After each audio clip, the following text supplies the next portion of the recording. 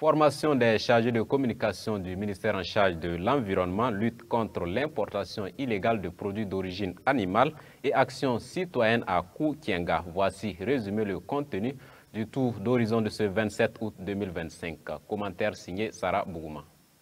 Bienvenue dans la région du Nazinon au Burkina Faso où les habitants du village de Koukienga réunis autour de leur chef coutumier ont misé sur l'autocapacité et la solidarité.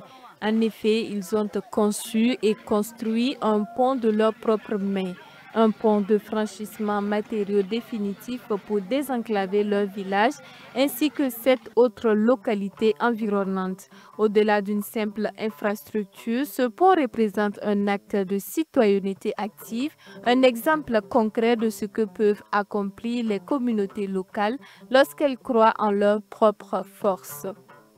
De la région du Nazinon, nous prenons la direction à présent de Bobo-Dioulasso, chef-lieu de Guirigo, où du 26 au 30 août 2025, la direction de la communication et des relations presse du ministère en charge de l'environnement organise une formation au profit des chargés de communication du dit ministère.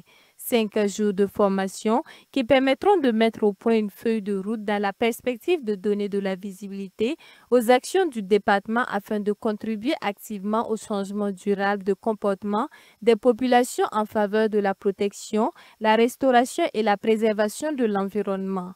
Placé sous le thème mise en œuvre de la stratégie de communication du ministère de l'Environnement, de l'eau et de l'assainissement, quelle synergie d'action entre les acteurs pour une communication cohérente, efficace et proactive. Cette session a été présidée par Régine Zerbo, chargée de communication de la Direction générale de l'eau potable.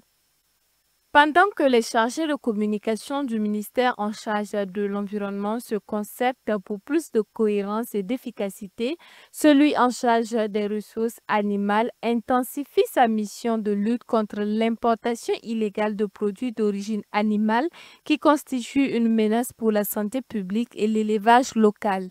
Ainsi, 88 600 poussins et 1 tonne d'aliments pour volailles ont été saisis et détruits au centre de traitement et de valorisation des déchets de Ouagadougou le 26 août dernier.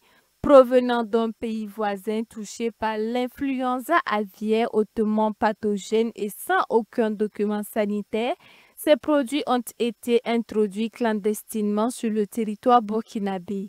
Comme toujours, le ministère invite les populations à rester vigilantes et à signaler toute activité suspecte aux services compétents. Voilà, c'est la fin de cette édition. Merci à vous, chers abonnés de Faso Green TV, de l'avoir suivi.